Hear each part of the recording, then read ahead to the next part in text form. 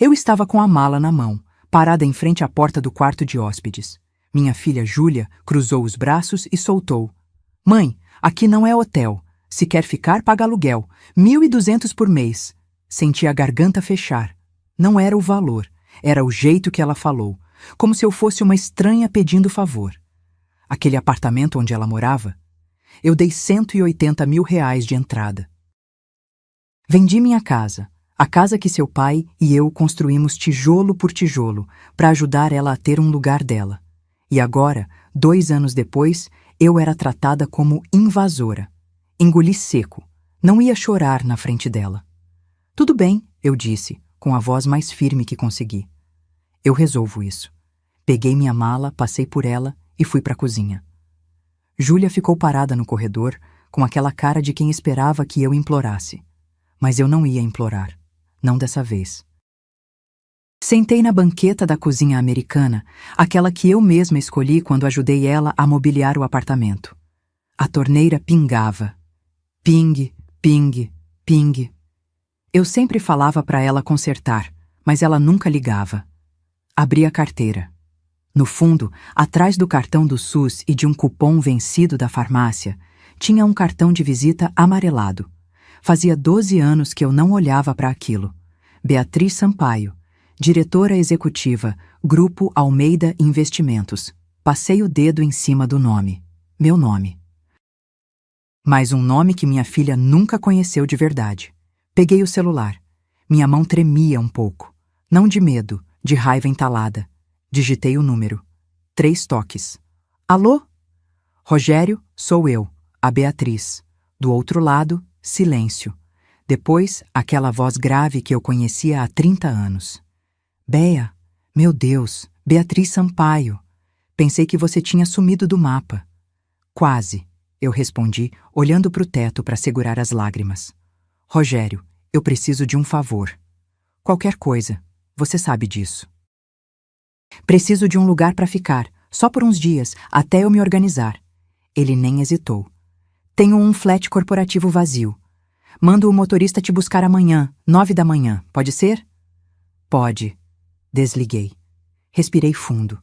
O cheiro de café velho ainda estava no ar. Júlia sempre deixava a garrafa térmica suja na pia. Levantei, lavei a xícara que ela tinha usado no café da manhã e deixei secar no escorredor. Não sei por que fiz isso. Talvez porque, mesmo machucada, eu ainda era mãe. Ainda cuidava sem pensar. Júlia apareceu na cozinha, mexendo no celular. "Mãe, você vai mesmo embora?" "Vou." "Pra onde?" "Pra um lugar onde me respeitam." Ela bufou, como se eu tivesse sendo dramática. Não sabia que eu estava sendo literal. Passei a noite naquele sofá da sala, enrolada numa manta fina. Júlia trancou a porta do quarto dela. Ouvi o barulho da chave girando na fechadura. Fiquei olhando para o teto, ouvindo o som dos carros lá fora. Me perguntei quando foi que eu virei tão pequena nos olhos da minha própria filha. Quando foi que ser mãe passou a significar peso. Eu não queria brigar. Eu só queria voltar a ser tratada como gente. Às 6 da manhã, levantei, dobrei a manta, arrumei minha mala, tomei um café rápido, pão com margarina, nada de especial. Júlia ainda dormia. Às 9 em ponto, a campainha tocou. Desci. O porteiro olhou para mim com aquela cara de espanto que eu nunca vou esquecer. "Dona Beatriz, tem uma limusine esperando a senhora." Júlia desceu de pijama, cabelo bagunçado, olhos ainda inchados de sono. Olhou para a limusine preta, para mim, de novo para a limusine. "Mãe, que carro é esse?" O motorista, uniformizado, abriu a porta traseira e disse em voz alta: "Bom dia, doutora Sampaio. O doutor Rogério está aguardando a senhora." Júlia congelou. Quem diabos era a doutora? "Sampaio?" Coloquei minha mala no porta-malas e entrei na limusine. Júlia ficou parada na calçada, boca aberta, ainda segurando o celular na mão. "Mãe, espera! Que história é essa de doutora?" Olhei para ela através do vidro escuro. Por um segundo, quase desci. Quase expliquei tudo ali mesmo. Mas alguma coisa dentro de mim disse: não, deixa ela pensar. Depois a gente conversa, filha. O motorista fechou a porta. O carro deslizou pela rua, silencioso como um barco. Júlia ficou para trás, cada vez menor no retrovisor. Encostei a cabeça no banco de couro macio. Meu estômago estava embrulhado, metade alívio, metade culpa. Eu estava fazendo a coisa certa?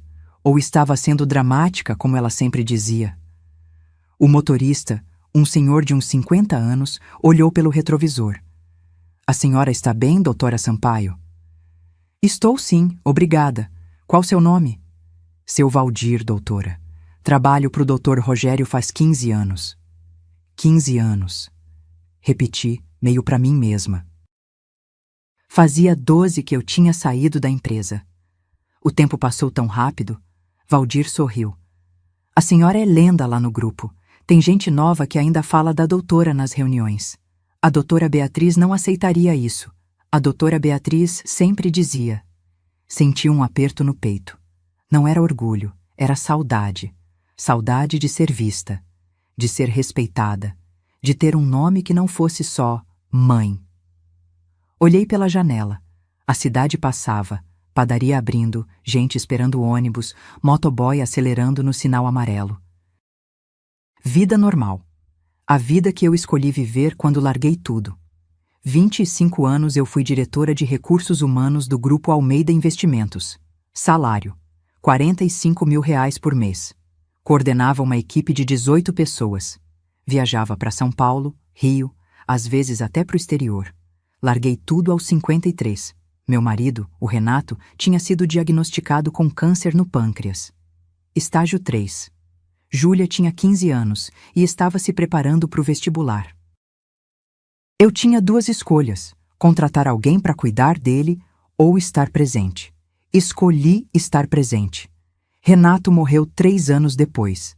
Júlia entrou na faculdade de administração. Ironia, né? A filha da executiva estudando administração, mas sem saber que a mãe tinha sido uma das mais respeitadas do mercado. Eu nunca contei. Não quis que ela se sentisse pressionada. Não quis que ela achasse que precisava ser como eu. Então fui só a mãe, a viúva, a dona de casa, a mulher comum. Mas agora, sentada naquela limusine, com a bolsa no colo e o celular vibrando com mensagens de Júlia, eu percebi uma coisa. Eu não me escondi para proteger ela. Eu me escondi porque tinha medo. Medo de que, se ela me visse inteira, com carreira, com conquistas, com poder, ela descobrisse que eu também era humana, que eu também tinha falhas, que eu também podia errar. E mães não podem errar, né? Pelo menos é isso que a gente acredita. O celular vibrou de novo. Mensagem de Júlia. Mãe, me liga. Por favor. Não respondi. Não ainda. A limusine parou em frente a um condomínio na Asa Sul, um daqueles prédios modernos, todo de vidro, com portaria 24 horas e segurança na entrada. Valdir desceu, pegou minha mala, o porteiro me cumprimentou com um aceno respeitoso. Doutora Sampaio, o doutor Rogério está aguardando no flat 804. Entrei no elevador. Meu reflexo no espelho. Uma mulher de 65 anos, cabelo grisalho preso num coque, blusa branca simples, calça jeans. Nada de especial. Mas meus olhos estavam diferentes. Estavam acordados. O elevador parou no 8º andar. A porta se abriu. E lá estava Rogério Almeida, CEO do grupo, sorriso largo, braços abertos. Bea, bem-vinda de volta.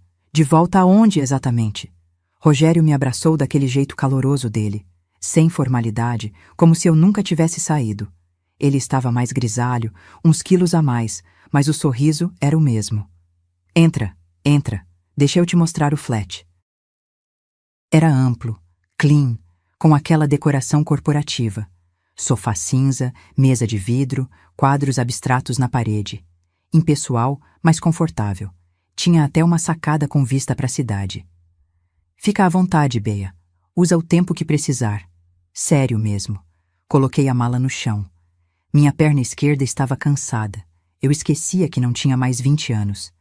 Sentei no sofá e respirei fundo. Rogério trouxe 2 copos de água.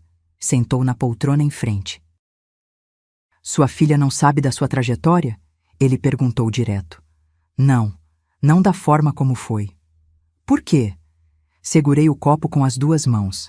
A água estava gelada demais, machucando os dedos, mas eu não soltei. Porque quando o Renato adoeceu, ela tinha 15 anos. Eu larguei tudo para estar presente. Depois que ele morreu, ela estava construindo a vida dela. Não quis que se sentisse em dívida comigo. Rogério balançou a cabeça. Você sempre foi assim, protegendo todo mundo, menos você. Ele não estava errado. Levantei, fui até a mala, puxei um envelope amarelado que eu guardava no fundo. Dentro tinha uma revista antiga, As 50 Mulheres Mais Influentes do Mercado Financeiro. Ano 2008. Minha foto estava na página 17. Beatriz Sampaio, 43 anos, diretora de RH do Grupo Almeida. Gente é o maior ativo de qualquer empresa. Eu estava de blazer preto, cabelo curto, sorriso confiante. Parecia outra pessoa. Ou melhor, parecia eu, antes de decidir ser invisível. Mostrei para Rogério. Ele riu. Eu lembro dessa matéria. Você odiou a foto. Odiei mesmo. Disseram que eu parecia dura demais. E você era. No melhor sentido. Ele disse. Sério agora. Bea, você transformou aquele setor. Implementou a avaliação 360, programa de mentoria, licença paternidade estendida antes de virar moda. Tudo que a gente tem hoje veio de você. Senti um nó na garganta. Não de tristeza, de raiva. Raiva de mim mesma. Por que eu tinha apagado tudo isso? Por que tinha deixado minha filha achar que eu era só uma mãe, como se isso fosse pouco? Rogério se levantou. Aliás, tenho uma proposta. Tô montando um programa de mentoria executiva. 6 meses, foco em liderança feminina 50+. Preciso de alguém para coordenar. 25 mil por mês. Pisquei. Rogério, eu tô aposentada faz 12 anos. E daí? Você acha que esqueceu de ser boa no que faz? Fiquei em silêncio. Será que eu tinha esquecido? Ou será que eu tinha fingido esquecer porque era mais fácil ser pequena? Pensa com carinho, tá? Ele disse, me entregando um cartão novo. Beatriz Sampaio, consultora sênior. Segurei o cartão. Meu nome. Meu de verdade. Rogério foi embora. Fiquei sozinha no flat, sentada na sacada, vendo o sol descer atrás dos prédios. O céu estava laranja, aquele laranja de fim de tarde de Brasília. O celular vibrou. Júlia de novo. Mãe, eu te procurei no Google. Meu coração acelerou. Por que você nunca me contou? Digitei devagar. Porque eu quis te proteger, mas acho que eu só me escondi. Ela não respondeu na hora. Fiquei olhando os 3 pontinhos aparecendo e sumindo. Aparecendo e sumindo. Finalmente, você era executiva. Ganhava quanto? 45 mil por mês. E os 180 mil que você me deu eram meus, da minha aposentadoria. Silêncio. Depois, mãe, eu preciso te ver. Amanhã? Amanhã. Desliguei o celular. Peguei aquela revista velha de novo. Olhei para a foto. Gente é o maior ativo de qualquer empresa. Era isso que eu dizia. Mas será que eu tinha tratado a mim mesma como ativo? Ou como descarte? Deitei na cama do flat. Lençóis brancos, travesseiro firme. Fechei os olhos. E pela primeira vez em anos, eu não senti culpa por estar num lugar que era só meu. Mas será que Júlia ia me perdoar por ter mentido a vida toda? Júlia chegou no flat às 3 da tarde. Eu tinha passado a manhã inteira revirando papéis velhos, contra-cheques antigos, certificados de cursos, fotos de eventos corporativos. Cada documento era uma prova de uma vida que eu tinha enterrado. Quando a campainha tocou, minha boca estava seca. Abri a porta. Ela estava de moletom, sem maquiagem, olhos vermelhos. Tinha chorado. Muito. Oi, mãe. Oi, filha. Ficamos paradas ali, sem saber se nos abraçávamos ou não. Foi ela quem deu o primeiro passo. Me abraçou forte, apertado, e começou a chorar no meu ombro.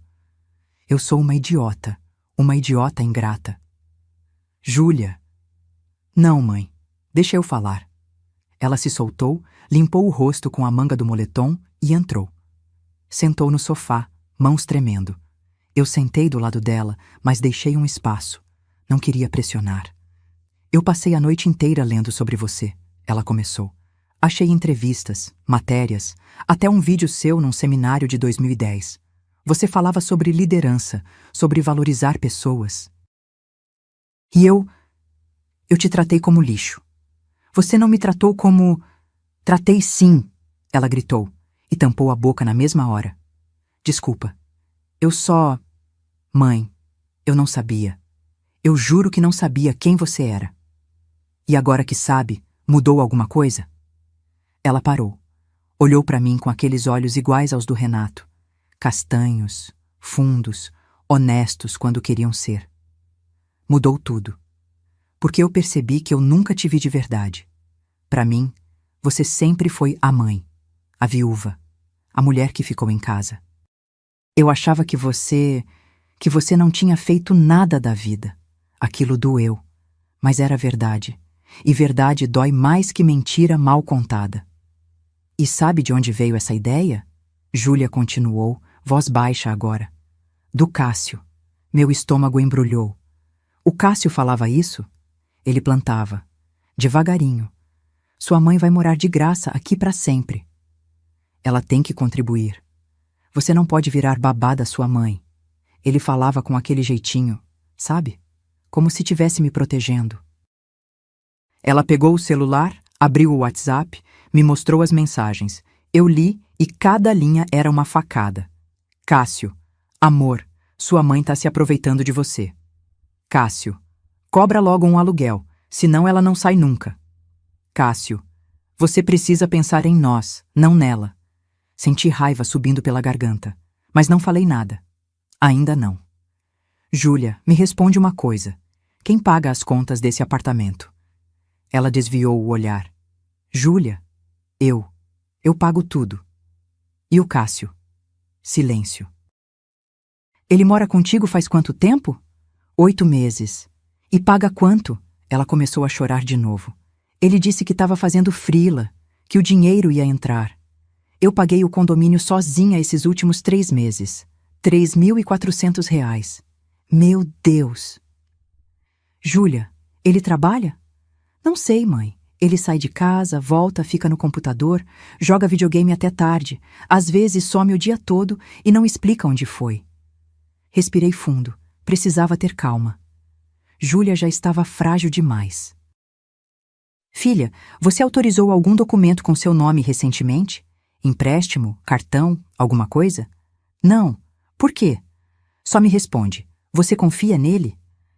Ela olhou para mim, e naquele olhar eu vi a verdade. Ela não confiava, mas tinha medo de admitir.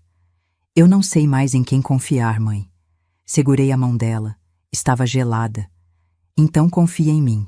Me deixa te ajudar. Ela assentiu. Peguei meu celular. Liguei para Rogério. Rogério, preciso de um favor. Você ainda tem contato com aquele investigador particular que a gente usava para background check? Tenho. Por quê? Preciso checar alguém. Discretamente. Júlia arregalou os olhos. Mãe, o que você vai fazer? O que eu sempre fiz, filha. Proteger quem eu amo. Desliguei. Olhei para ela. Agora me conta tudo sobre o Cássio. Nome completo, CPF, onde ele morava antes, tudo. E foi aí que eu percebi. Minha filha não tinha se casado com um namorado. Tinha se casado com um parasita. Levei Júlia até a cozinha do flat. Fiz um chá de camomila, daqueles de saquinho mesmo, nada sofisticado. Ela segurou a caneca com as 2 mãos, igual fazia quando era criança, e voltava da escola com frio. Cássio Henrique Tavares, ela disse, voz baixa. 32 anos. CPF eu tenho anotado porque ele pediu uma vez para eu pagar uma compra online para ele. Ele pediu para você pagar? Disse que o cartão dele estava bloqueado. Anotei tudo num caderninho que achei na gaveta. Nome, CPF, endereço antigo. Júlia foi me contando aos poucos, entre um gole e outro de chá. Ele morava num apartamento alugado na Asa Norte. Dizia que era programador freelancer. Conheci ele num app de relacionamento. Faz 1 ano. 1 ano. 8 meses morando junto. Rápido demais. Júlia, você conheceu a família dele? Não. Ele disse que a família é do interior de Goiás, que eles são meio distantes, que ele não gosta de falar sobre isso. Bandeira vermelha número 1. E amigos? Você conheceu amigos dele? Ela pensou. Não. Ele sempre dizia que os amigos eram de internet, de jogos online. Bandeira vermelha número 2. Filha, ele tem alguma coisa registrada no seu nome? Conta conjunta, cartão adicional, alguma coisa? Não, acho que não. Acha ou tem certeza? Ela hesitou. Mãe, ele me pediu para ser avalista de um empréstimo, mas eu não assinei nada. Só dei meu CPF para ele simular no banco. Meu coração disparou. Quando isso? Faz uns 2 meses. E você viu o resultado dessa simulação? Não. Ele disse que não passou. Larguei a caneta. Olhei para ela. Júlia, você tem a senha do seu banco? Tenho. Entra agora. Vai em empréstimos e financiamentos. Olha se tem alguma pendência. Ela pegou o celular com a mão tremendo. Desbloqueou. Entrou no app do banco. Foi clicando, clicando e parou. O rosto dela ficou branco. Mãe, tem um empréstimo consignado de R$35 mil, no meu nome. O chá dela virou na caneca, molhando a mesa. Ela nem percebeu. Foi aprovado há 45 dias, parcelas de R$1.200 por mês. Desconto automático. Sentiu o estômago embrulhar, mas não podia fraquejar agora. Deixa eu ver. Peguei o celular dela. Li cada linha do contrato. Assinatura digital.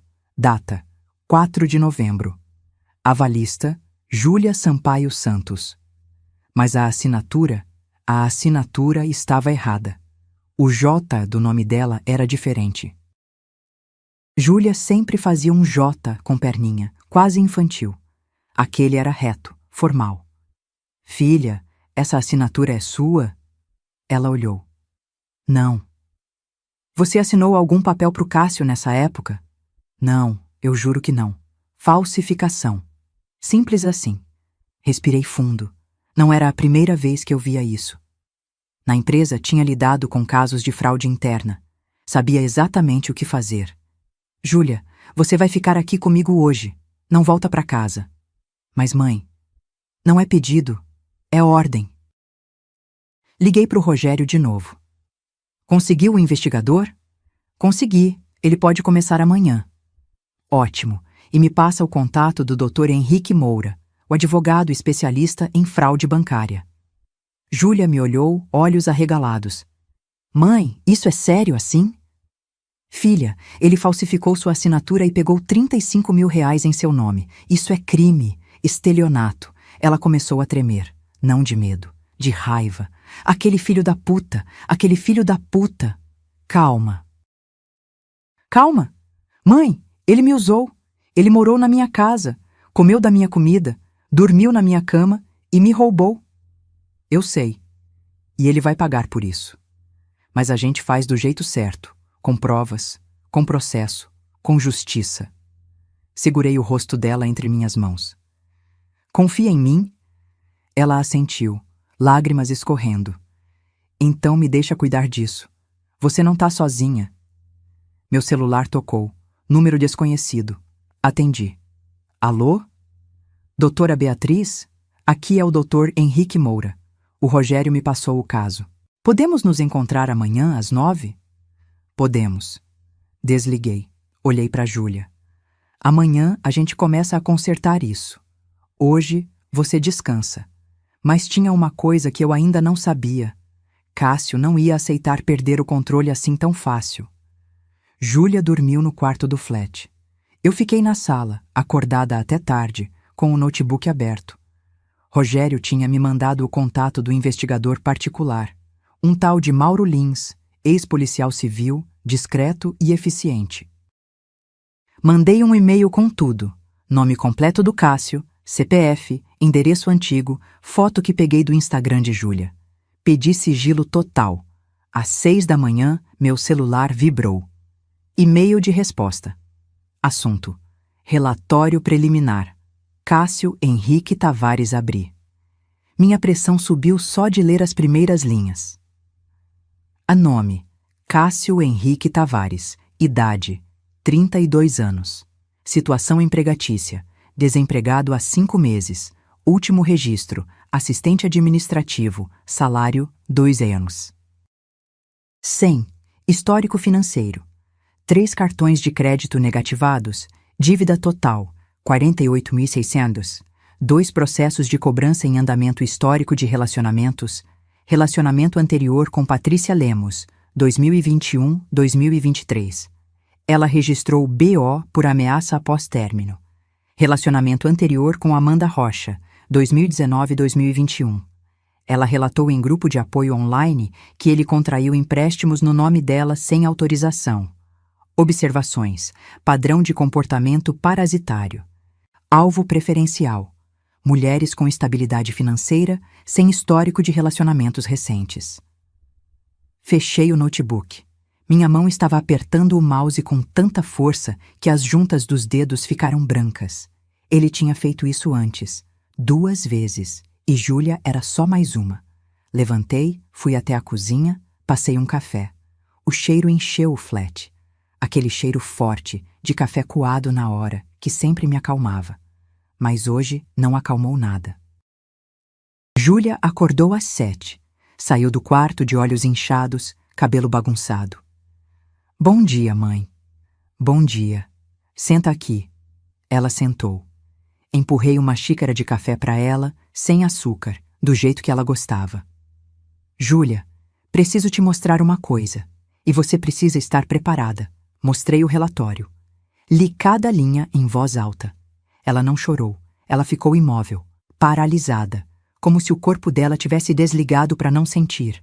Quando terminei, ela sussurrou: ele já fez isso com outras 2 mulheres. Sim, ele me escolheu, como se eu fosse presa fácil. Não foi culpa sua. Foi sim, ela explodiu. Eu deixei ele entrar na minha vida. Eu acreditei nele. Eu fui burra. Você foi humana. Você quis confiar. Isso não é burrice, Júlia. É coragem. Ela enterrou o rosto nas mãos. Mãe, como eu não vi? Como eu não percebi? Segurei o pulso dela. Senti a pulsação acelerada, quente. Porque ele é bom no que faz. Gente assim sabe exatamente onde pressionar. Sabe como criar necessidade, dependência. Você não foi a primeira. E se a gente não fizer nada, não vai ser a última. Ela levantou o rosto.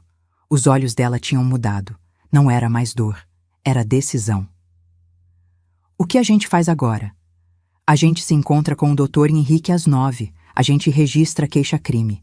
E a gente tira esse homem da sua vida. Legalmente. Ela assentiu. Às 8h30, estávamos prontas. Júlia de calça jeans e camisa branca, cabelo preso. Eu de blazer cinza, o único que tinha trazido na mala. Parecia roupa de reunião. E era. Reunião de guerra. No caminho, Júlia perguntou: Mãe, e se ele sumir? E se ele pegar o dinheiro e fugir? Ele não vai fugir. Como você sabe? Porque gente assim não foge. Eles acham que são espertos demais para serem pegos.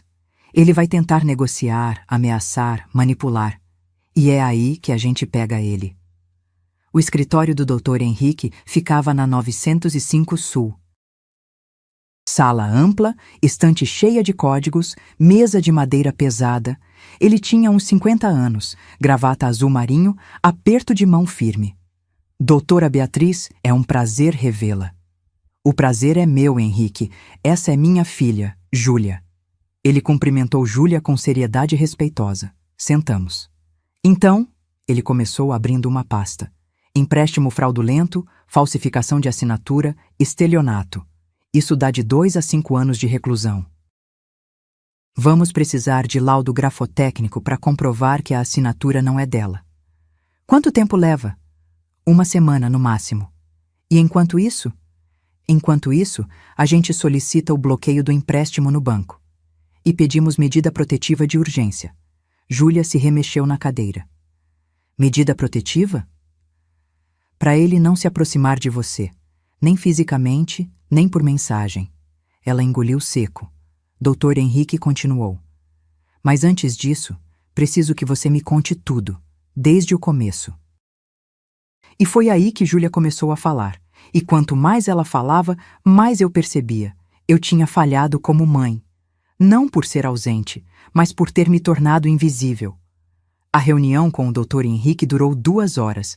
Júlia contou tudo. Cada detalhe, cada mentira, cada promessa quebrada. Ele anotava tudo, metódico, sem julgar. Quando saímos do escritório, o sol estava alto, queimando. Brasília em janeiro é fogo puro. Entramos no carro. Eu tinha alugado um por app e ficamos em silêncio por um tempo. Júlia olhava pela janela, mordendo o lábio. Mãe, eu preciso buscar minhas coisas no apartamento. Não hoje. Mas ele vai mexer nas minhas coisas, vai. Júlia, você não volta lá sozinha. Quando a medida protetiva sair, a gente vai com o oficial de justiça. Até lá, você fica comigo. Ela ia protestar, mas meu celular tocou. Número desconhecido. Alô? Silêncio do outro lado. Depois, uma voz masculina, arrastada. Alô? É a mãe da Júlia? Meu estômago gelou. Eu conhecia aquela voz. Das poucas vezes que Cássio tinha vindo jantar lá em casa, quando ainda morava na minha casa antiga. Quem fala? Cássio. Cadê a Júlia? Ela está bem e não vai falar com você. Ele deu uma risada seca. Olha, dona, Beatriz, né? A senhora tá se metendo em coisa que não é da sua conta. Senti a raiva subindo, quente, apertando meu peito, mas mantive a voz firme. Quando alguém prejudica minha filha, vira conta minha. Prejudicar? Eu amo a Júlia. A senhora que tá colocando minhoca na cabeça dela. Você falsificou a assinatura dela e pegou 35 mil reais em empréstimo, Cássio. Isso é crime. Silêncio. Depois, a voz dele ficou mais baixa, mais perigosa. Cuidado com o que a senhora fala, viu? Porque essas acusações podem se virar contra vocês. Eu tenho provas de que ela autorizou tudo. Mensagens, áudios. Se vocês quiserem briga, eu dou briga. Ótimo.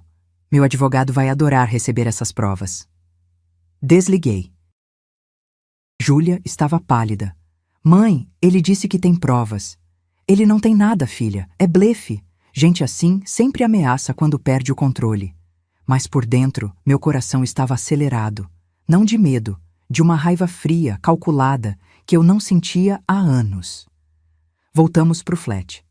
Júlia foi pro quarto descansar, ou tentar descansar. Eu liguei pro Dr. Henrique. Henrique, ele acabou de me ligar. Tentou intimidar. Perfeito. Grava tudo a partir de agora. Qualquer ligação, qualquer mensagem. Isso fortalece nosso caso.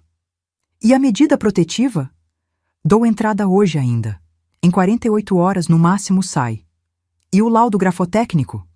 Já agendei pro perito.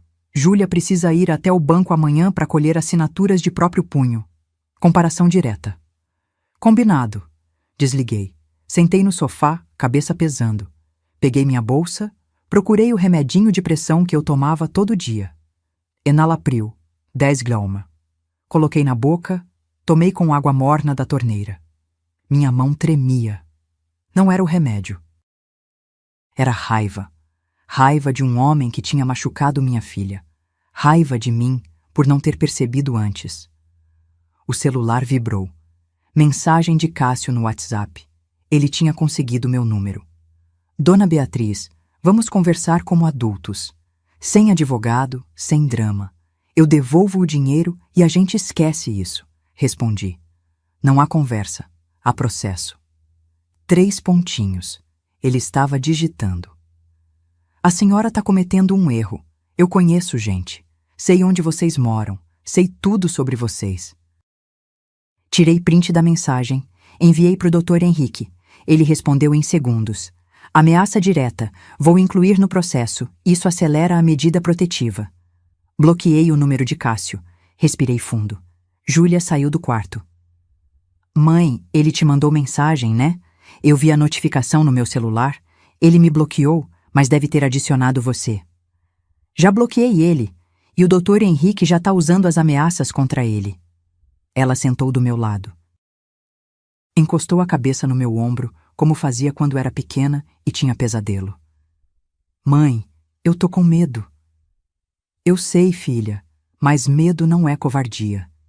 É sinal de que você tá viva. E a gente vai atravessar isso juntas. Ela segurou minha mão. A mão dela estava gelada, mesmo com o calor de Brasília. Fiquei ali, olhando para a parede, sentindo o peso da cabeça dela no meu ombro. E pensei, quantas mulheres passavam por isso sozinhas? Quantas não tinham para onde ir? Quantas engoliam o medo porque não tinham rede de apoio? Eu não ia deixar minha filha ser mais uma estatística, nem que eu tivesse que virar leoa de novo. Na manhã seguinte, fomos ao banco. Agência da 506 Sul, aquela com ar-condicionado sempre gelado demais. Júlia estava nervosa, roendo a unha, mania antiga que voltou com o estresse. O gerente, seu Antônio, um senhor de uns 50 e poucos anos, nos recebeu numa salinha reservada. Apertou minha mão com firmeza quando me apresentei. Doutora Beatriz Sampaio? A senhora trabalhou no Grupo Almeida, não foi? Trabalhei sim. Meu irmão era do financeiro lá. Falava muito bem da senhora. O mundo é pequeno, e às vezes isso ajuda. Expliquei a situação. Júlia mostrou o empréstimo no aplicativo. Seu Antônio franziu a testa, puxou o documento no sistema. Realmente, a assinatura digital foi processada, mas ele aumentou a tela no computador. Tem inconsistências técnicas. O IP de origem da assinatura é de um dispositivo que não corresponde ao cadastrado em nome dela. Isso pode ser usado como prova? Perguntei. Pode e deve. Vou gerar um relatório técnico completo. Leva uns 2 dias. Júlia suspirou, aliviada. Era a primeira boa notícia em dias. O perito grafotécnico chegou 15 minutos depois. Homem baixinho, óculos grossos, maleta de couro surrada. Pediu que Júlia assinasse o nome dela 10 vezes, em papéis diferentes, com canetas diferentes. Preciso de variações naturais, ele explicou.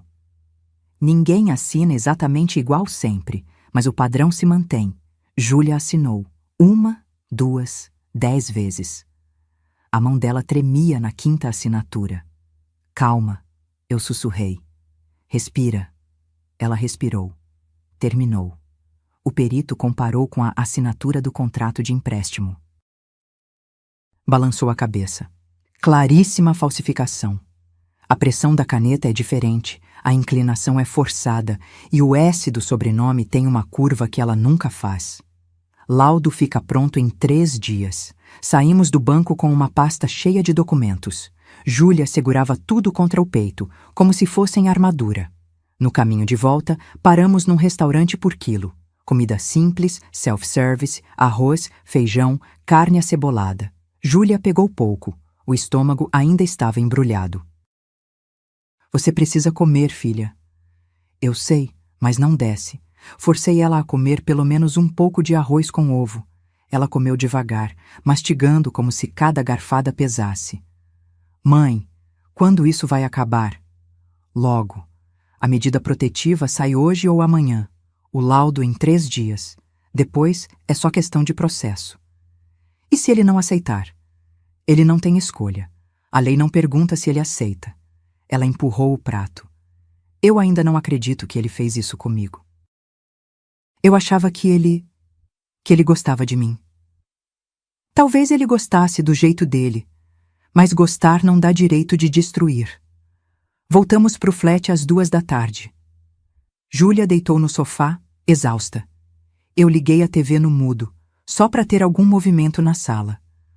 O celular do Dr. Henrique tocou às 4. Doutora Beatriz, a medida protetiva foi deferida. Cássio não pode se aproximar de Júlia num raio de 200 metros. Nem ligação, nem mensagem, nem rede social. Violação disso dá prisão. Quando ele é notificado? Amanhã de manhã. Oficial vai até o apartamento. Desliguei e respirei. Primeira vitória. Contei para Júlia. Ela fechou os olhos, lágrimas escorrendo para o lado. Obrigada, mãe. Não precisa agradecer. Eu sou sua mãe. É para isso que eu existo. A noite caiu. Pedi comida japonesa. Aqueles combinados simples de salmão e Filadélfia. Júlia comeu um pouco mais dessa vez. Estávamos assistindo uma série boba quando o celular dela vibrou. Ela olhou e congelou. Mãe, o que foi? Ela me mostrou a tela. Mensagem de um número desconhecido. Júlia, sou eu. Troquei de chip. A gente precisa conversar. Eu te amo. Por favor, não faz isso comigo. Eu posso mudar. Senti minha mandíbula travar. Bloqueia. Agora. Mas mãe... Júlia, bloqueia. Ela bloqueou. Mas a gente sabia. Ele ia tentar de novo, e de novo, até ser obrigado a parar. Enviei print da mensagem para o Dr. Henrique. Ele respondeu. Violação da medida antes mesmo de ser notificado. Péssimo para ele. Ótimo para nós.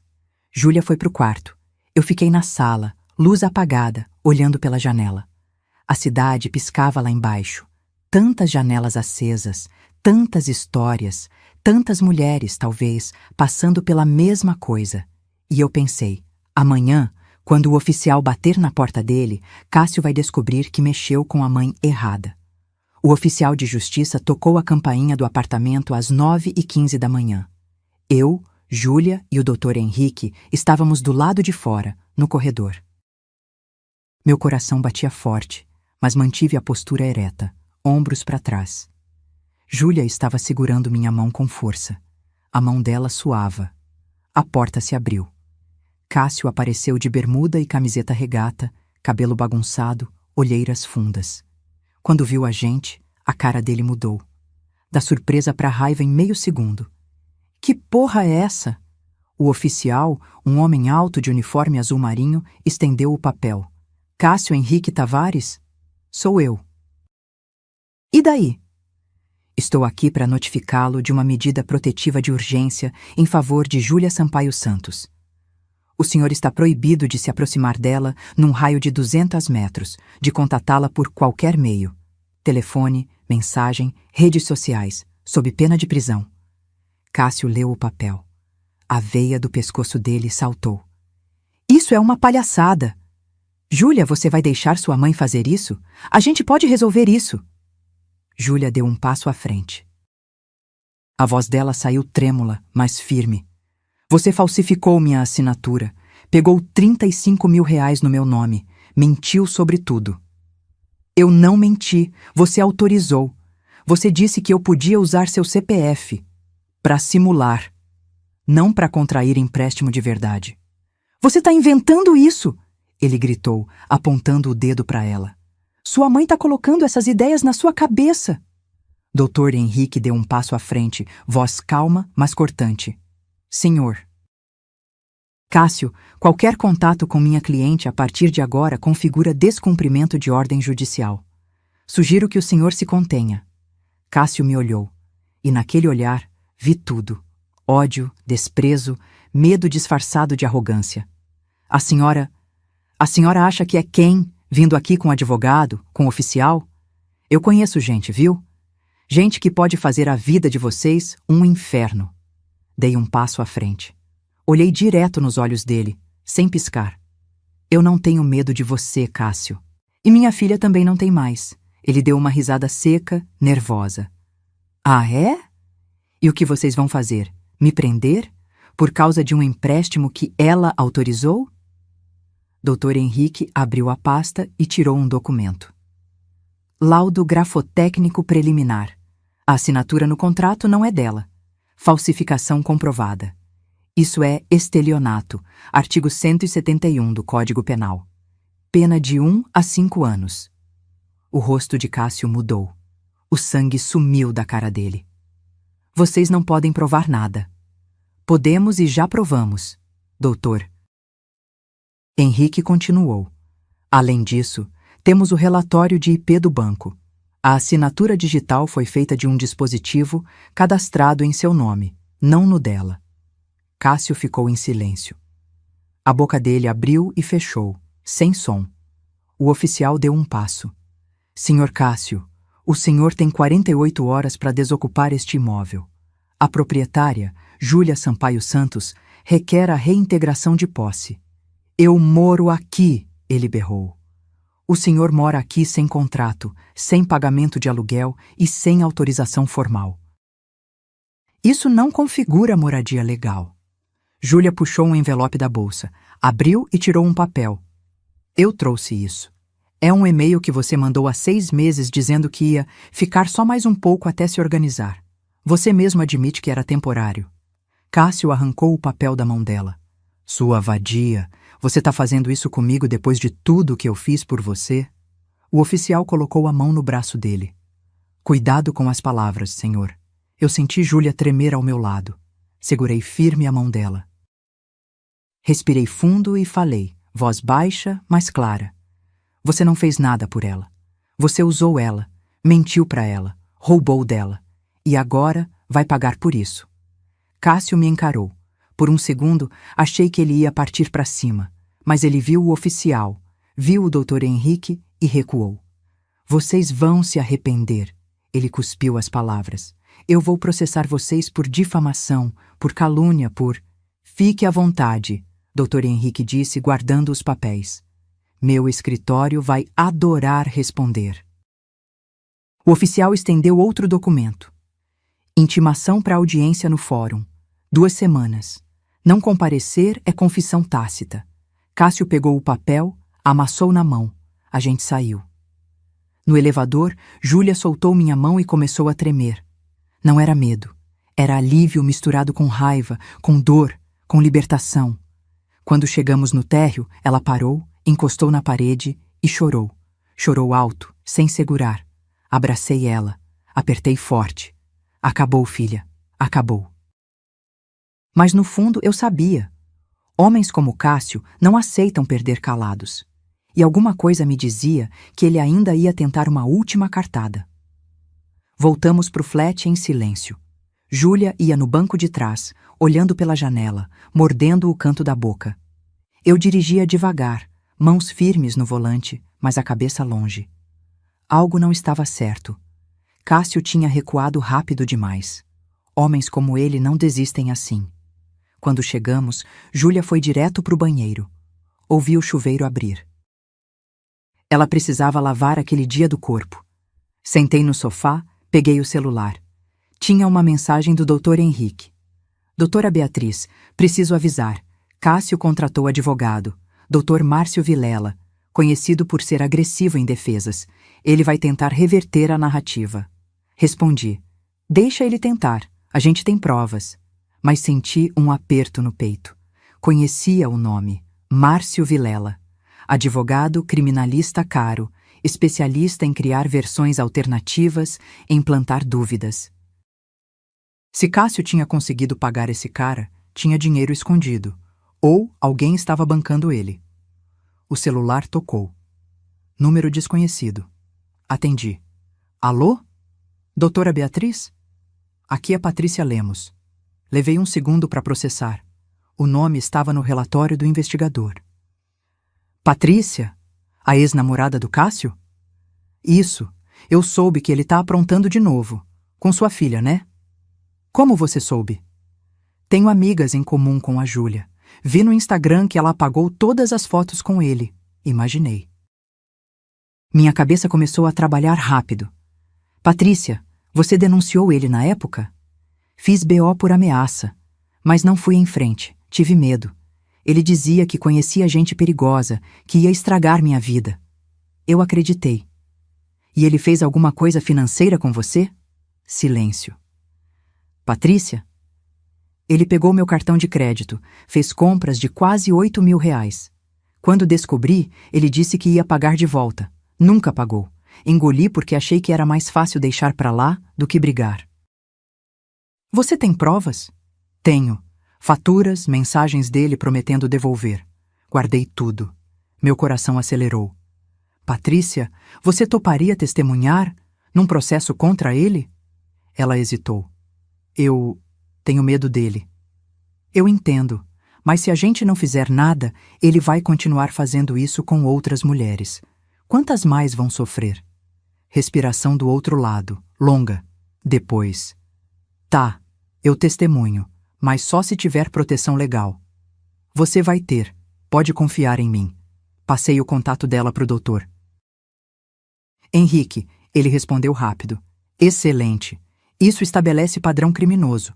Vai pesar muito contra ele. Júlia saiu do banheiro de roupão, cabelo molhado. Mãe, quem ligou? Patrícia, a ex-namorada do Cássio. Ela vai testemunhar contra ele. Júlia sentou, olhos arregalados. Ela passou pela mesma coisa? Pior. Ele a ameaçou. Roubou 8.000 reais. Ela engoliu com medo. Meu Deus. Filha, você não foi a primeira. E se a gente não parar ele, não vai ser a última. Ela pegou minha mão. Eu quero que ele pague, mãe. Por mim, por ela, por todas. Naquela noite, sentei no notebook e escrevi tudo. Cronologia completa. Como Cássio entrou na vida de Júlia. As mentiras, o empréstimo, as ameaças. Cada ponto documentado, cada prova anexada. Às 11 da noite, o celular de Júlia vibrou. Ela olhou e ficou pálida. Mãe, o que foi? Ela me mostrou. Mensagem de Instagram, conta fake, sem foto. Você vai se arrepender de ter ferrado comigo. Eu sei onde sua mãe mora. Sei onde você tá. Vocês não vão ter paz. Tirei print. Enviei pro Dr. Henrique e pra Polícia Civil. Júlia estava tremendo. Ele sabe onde a gente tá? Não sabe. É intimidação. Ele tá desesperado. Mas tranquei todas as portas. Fechei as janelas. Liguei pro síndico do prédio e avisei. Ninguém sobe sem autorização. Ninguém. Júlia dormiu comigo naquela noite. Na mesma cama, como quando ela era pequena e tinha medo de tempestade. Fiquei acordada até tarde, olhando pro teto, ouvindo a respiração dela. E pensei.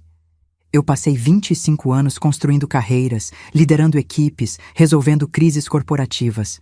Mas nada, absolutamente nada, tinha me preparado para isso. Para proteger minha filha de um homem que se escondia atrás de charme e mentiras. Mas eu ia proteger. Nem que fosse a última coisa que eu fizesse. Porque mãe não desiste. Mãe luta. 2 semanas passaram devagar. Júlia voltou a trabalhar. Ela era analista financeira num banco, ironia do destino. Eu aceitei a proposta de Rogério e comecei o programa de mentoria. 25.000 por mês. Dignidade de volta, mas a audiência no fórum estava marcada para aquela quinta-feira, 9 da manhã. Na noite anterior, Júlia não conseguiu dormir. Eu ouvi ela andando pela sala às 3 da madrugada. Levantei, fiz chá de melissa. Vem cá, senta comigo. Ela sentou, enrolada num cobertor, olhos fundos. Mãe, e se o juiz não acreditar na gente? Ele vai acreditar. A gente tem laudo, tem testemunha, tem provas técnicas. Mas e se o advogado dele inventar alguma coisa? E se ele disser que eu menti? Segurei o rosto dela entre minhas mãos. Júlia, olha pra mim. A verdade não muda. Mentira precisa de memória perfeita. Verdade só precisa ser contada. Ela assentiu, mas o medo ainda estava lá, atrás dos olhos. No dia seguinte, acordamos cedo. Vesti meu blazer cinza, o mesmo da reunião com o doutor. Henrique. Júlia colocou uma blusa branca de manga comprida e calça social preta. Parecíamos executivas. Parecíamos prontas. Mas no carro, Júlia vomitou. Parei no acostamento.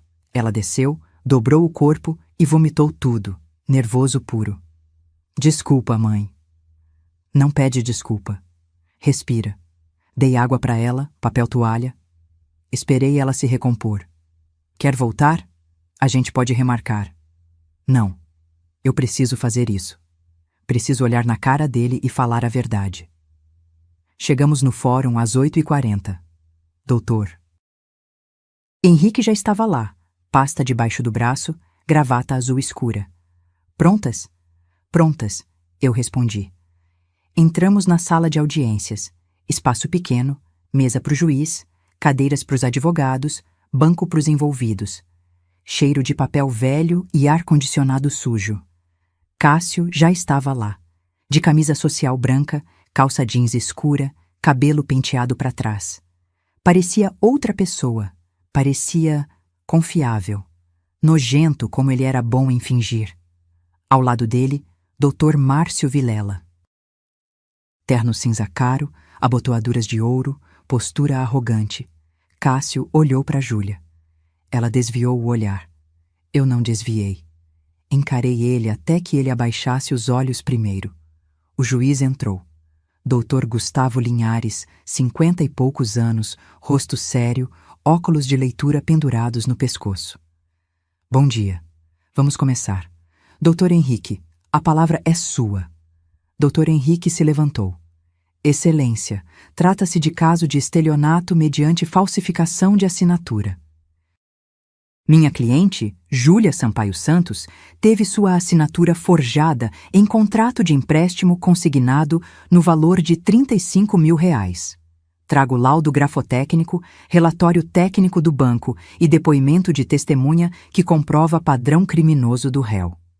Ele apresentou tudo, documento por documento. O juiz lia em silêncio, sobrancelhas franzidas.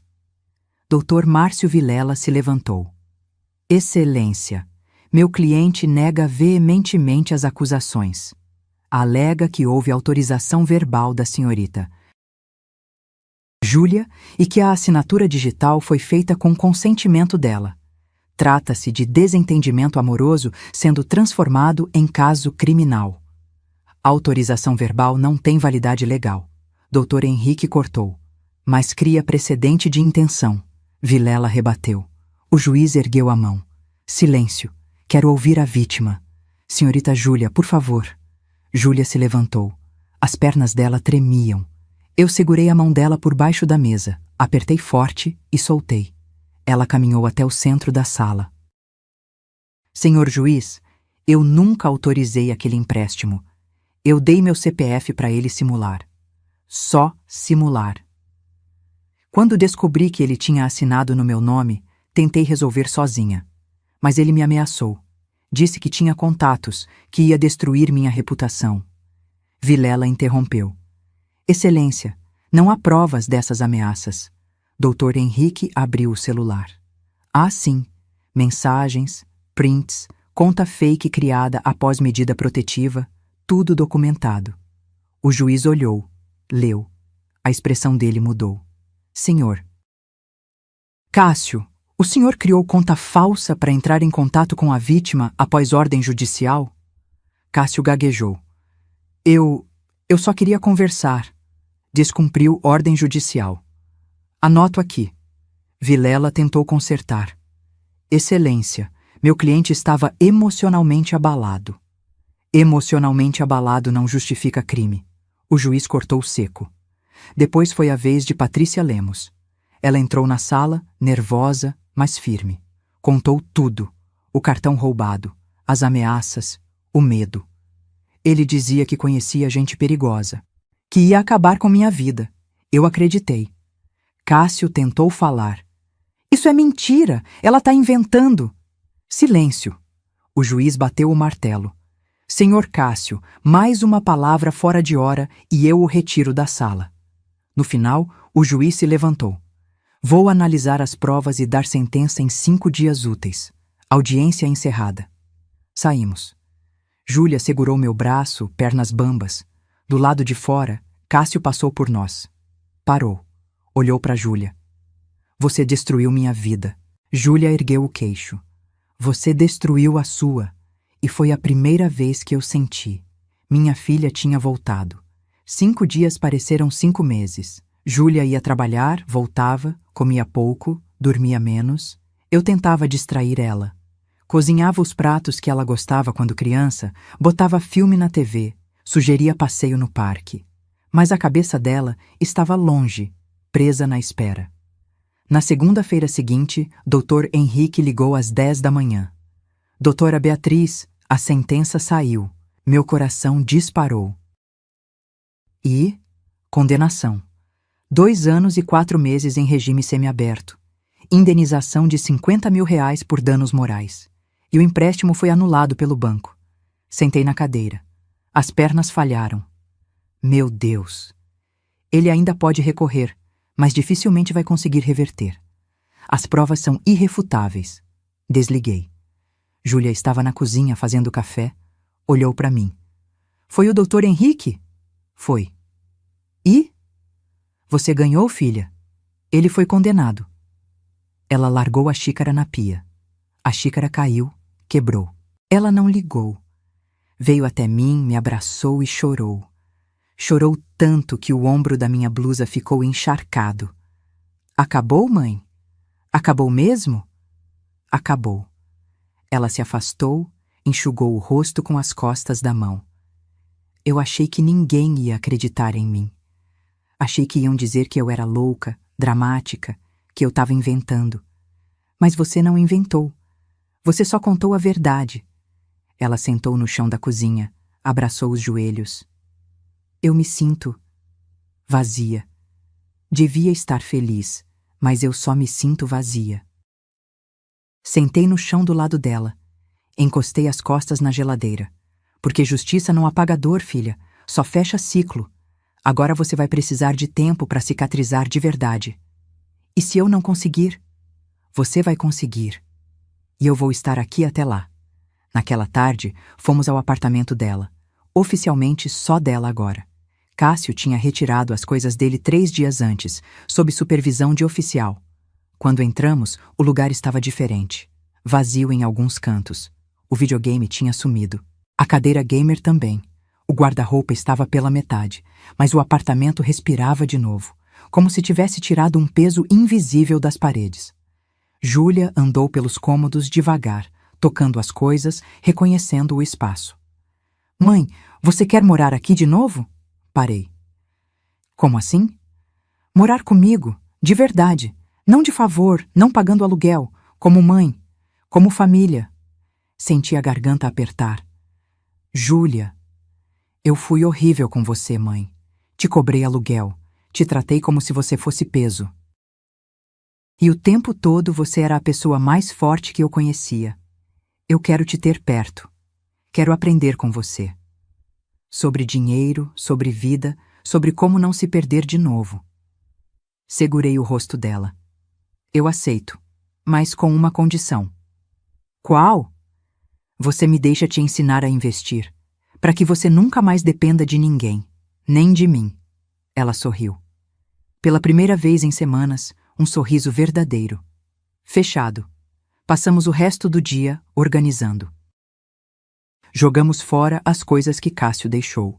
Alguns livros velhos, meias furadas, um carregador quebrado. Simbólico, mas necessário. À noite, Júlia fez macarrão com molho de tomate caseiro. A receita que eu ensinei para ela quando ela tinha 12 anos. A gente comeu na mesinha da sala, sem pressa, conversando sobre planos. Mãe, eu quero fazer um curso de educação financeira. Ótimo, eu pago. Não, eu pago. Com meu dinheiro. Olhei para ela e senti orgulho. Verdadeiro. Tudo bem. Mas eu te acompanho se você deixar. Claro que deixo. Depois do jantar, sentamos na sacada. O céu de Brasília estava estrelado, sem nuvens. Aquele céu limpo que só a seca traz. Mãe, obrigada. Pelo quê? Por não ter desistido de mim. Por não ter me deixado afundar sozinha. Filha, mãe nunca desiste, nem quando deveria. Ela riu, e eu ri junto. E ali, naquele momento simples, eu entendi. Eu não tinha falhado como mãe por me esconder. Eu tinha falhado por não confiar que minha filha era forte o suficiente para me ver inteira, com acertos e erros, mas agora ela via. E agora a gente recomeçava, juntas, inteiras. Mas ainda faltava uma coisa. Ensinar a lição final, não para Júlia, para o mundo. 3 meses se passaram. Júlia e eu morávamos juntas de novo, mas tudo era diferente agora. Ela pagava as contas dela, eu pagava as minhas, dividíamos mercado, cozinhávamos juntas aos domingos. E toda sexta à noite, a gente sentava na sala com o notebook aberto e planilhas na tela. Eu ensinava como investir em renda fixa, como calcular juros compostos, como não cair em armadilhas financeiras. Júlia era boa aluna, melhor do que eu imaginava. Em 2 meses, ela já tinha guardado R$ 8.000. Planejava chegar aos 20.000 até o final do ano. Mãe, olha, ela me mostrou o aplicativo do banco. Meu dinheiro rendeu R$ 120 esse mês. Viu? Dinheiro trabalhando por você. Não você trabalhando só pelo dinheiro. Ela sorriu, aquele sorriso de quem finalmente entendeu. Naquela semana, Dr. Henrique ligou. Doutora Beatriz, o Cássio começou a cumprir pena. Regime semiaberto. Trabalho durante o dia, volta para a unidade prisional à noite. E a indenização? Ele entrou com pedido de parcelamento. Vai pagar R$ 500 por mês durante 8 anos. Júlia, que estava ouvindo, fez uma cara de deboche. 500 por mês? Ele vai levar uma vida inteira. Exatamente. Doutor. Henrique respondeu. E é isso que ele merece. Lembrete constante do que fez. Depois do telefonema, Júlia ficou quieta, mexendo no celular, pensativa. Mãe, posso te perguntar uma coisa? Claro. Você acha que ele vai mudar? Suspirei. Não sei, filha. Algumas pessoas mudam quando batem no fundo do poço. Outras só aprendem a mentir melhor. E a Patrícia? Como ela tá?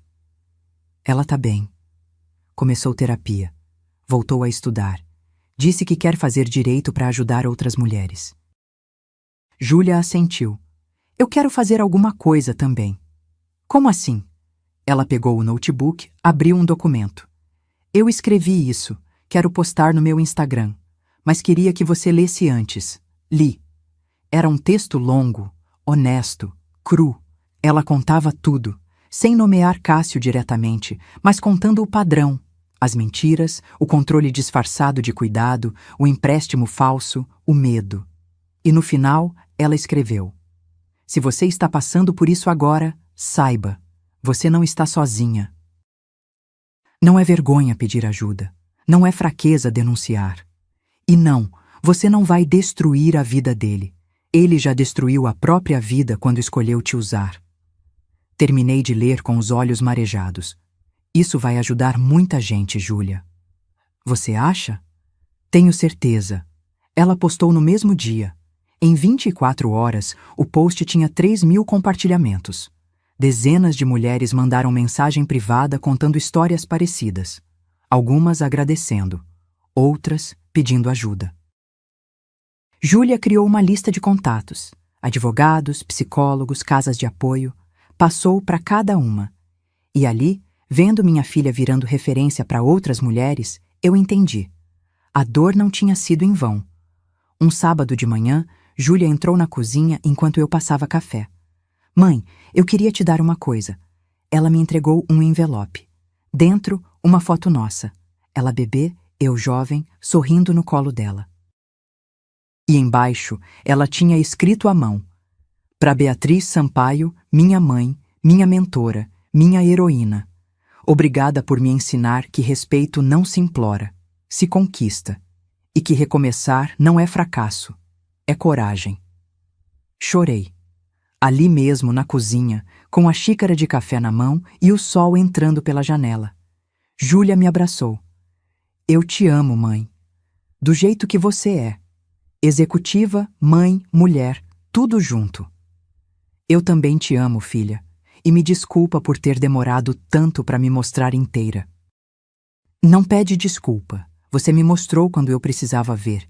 Naquela tarde, sentamos juntas no sofá. Ela com um notebook, eu com um livro.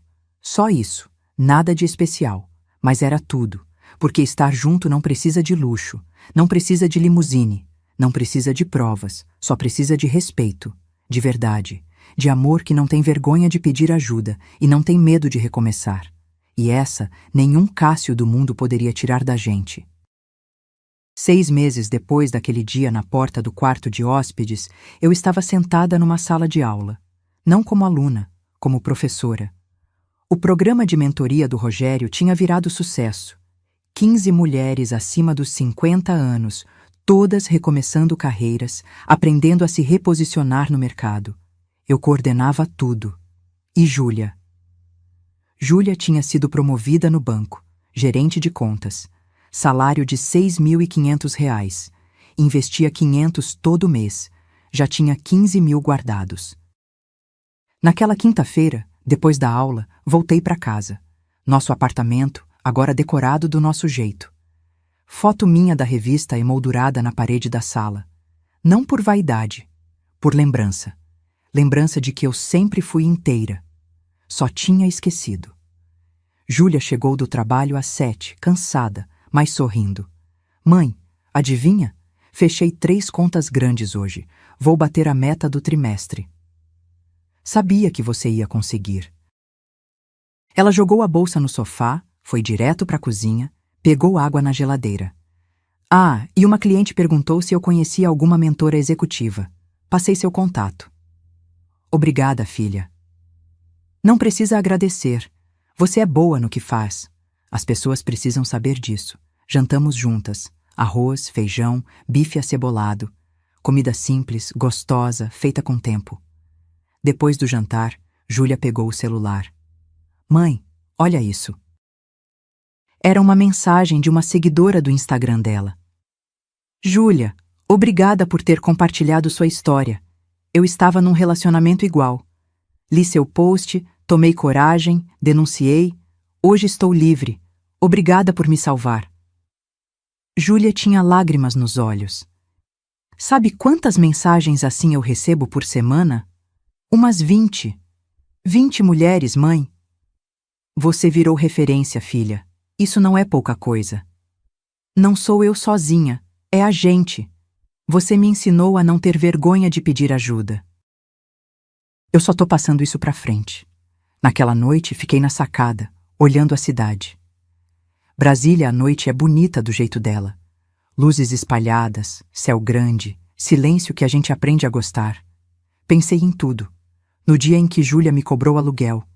Na limusine, no flat, no processo, nas noites de choro, nas vitórias pequenas, nas grandes, e percebi, aquele dia horrível tinha sido um presente disfarçado, porque me obrigou a parar de me esconder.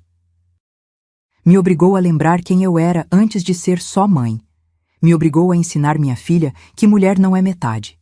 É inteira, com carreira, com dor, com força, com medo, com tudo. Júlia apareceu na sacada, cobertor nos ombros. Mãe, você tá bem? Tô ótima. Pensando no quê? Em você, em mim, em como a gente chegou até aqui. Ela encostou a cabeça no meu ombro. Foi difícil, né? Foi. Mas valeu a pena. Mãe, posso te perguntar uma coisa? Sempre. Você se arrepende de ter largado a carreira naquela época? Para cuidar do papai, para ficar comigo? Pensei. Respirei fundo. Não me arrependo de ter cuidado dele, nem de ter ficado com você, mas me arrependo de ter me apagado no processo. De ter achado que ser mãe significava deixar de ser eu. E agora? Agora eu sei que dá para ser as duas coisas, e que não tem vergonha nenhuma em recomeçar. Júlia sorriu. Você é foda, mãe. Ri. Você também, filha. Ficamos ali, em silêncio, vendo a cidade respirar. E eu pensei na frase que tinha dito no primeiro dia do programa de mentoria. Respeito não se implora, se conquista, e às vezes reconquista.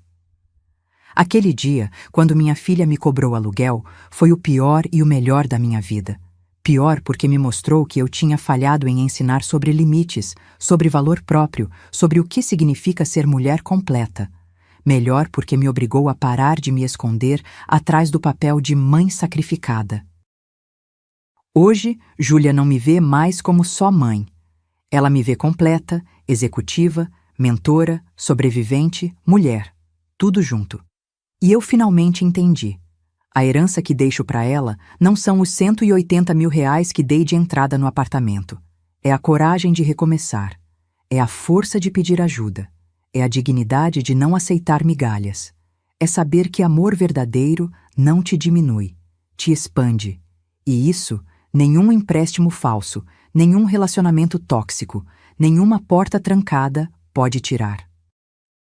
Naya, Sirius e você. Já passou por algo parecido? Já precisou recomeçar do zero? Deixa aqui nos comentários sua história. E se esse vídeo te tocou de alguma forma, deixa aquele like e se inscreve no canal. Tem muitas histórias assim vindo por aí. Ah, e me conta, de onde você está assistindo? Qual cidade? Qual país? Adoro saber que essas histórias chegam longe. Um beijo no coração. E lembra, você é mais forte do que imagina.